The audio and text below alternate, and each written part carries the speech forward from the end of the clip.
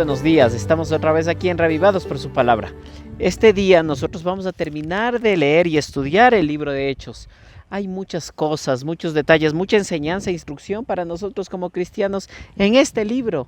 En cómo el doctor Lucas ha organizado esta investigación, ¿no? Y estas cronologías, de estas crónicas de lo que sucedió los últimos, mejor dicho, los inicios de la iglesia cristiana.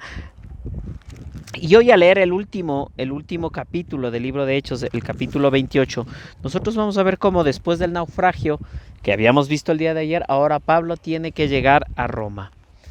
Yo no sé cuando Dios le reveló a Pablo que él tenía que llegar a Roma, en qué condiciones le dijo que tenía que llegar. Quizás él nunca se imaginó que la manera de llegar a Roma era prisionero y que su vida iba a ser prisionera hasta el día de su muerte. Pablo no logró estar en libertad a pesar de haber comparecido con el emperador. ¿Saben? Cuando Pablo dijo, yo quiero que el emperador me juzgue, él se estaba poniendo casi una pena de muerte sobre su cabeza, porque el emperador de ese tiempo era Nerón. Y él no sentía ningún tipo de compasión. Este emperador era tan cruel, tan malvado, que incluso asesinó a su propia madre. Y asesinaba al que se le venía en su voluntad, al que él creía que no estaba de acuerdo con él, pues le mataba. Él no tenía ninguna compasión por nadie. Y Pablo tuvo que apelar al César, tuvo que apelar a Nerón. No era una situación sencilla de un juicio ganado, más bien era un juicio perdido. Saben, Pablo nunca más recuperó su libertad, desde el día en que él estuvo prisionero hasta el día de su muerte. Y él viaja prisionero en un bote y entonces llega a Roma. En Roma muchas cosas, muchas facilidades hay muchos hermanos cristianos le reciben a Pablo y él comienza una vida de predicación. Sus últimos días, sus últimos momentos, ahí como anciano ya, él sigue su vida de predicación. No para nunca. Por eso es que el libro de Hechos termina con esta afirmación. Es una afirmación tan interesante, ¿no? El verso, voy a leer los últimos 3 versículos. Esto es lo que Pablo les predicaba a los romanos. Por tanto, quiero que sepan que esta salvación de Dios se ha enviado a los gentiles. Y ellos sí escucharán, porque él estaba hablándoles que los judíos, los pueblos de Dios iban a rechazar. Y había personas que no pertenecían a esta clase, que seguramente iban a escuchar. Durante 2 años completos permaneció en la casa que tenía alquilada y recibía a todos los que iban a verlo.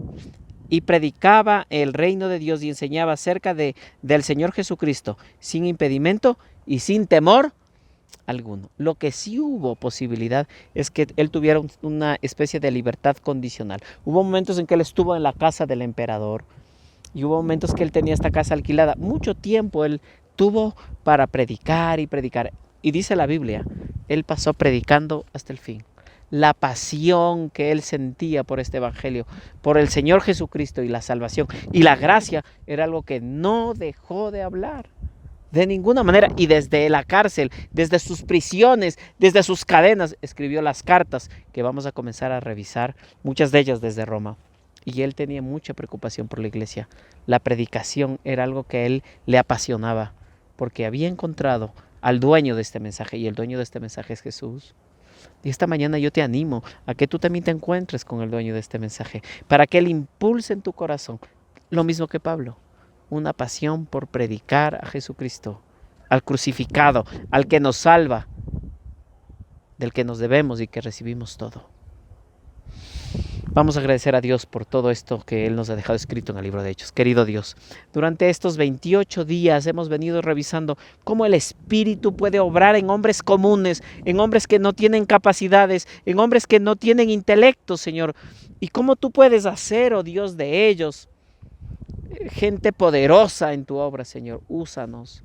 No somos nada, Padre, pero pon ese mismo amor, oh Dios, que pusiste en Pablo para predicar sin parar y sin temor.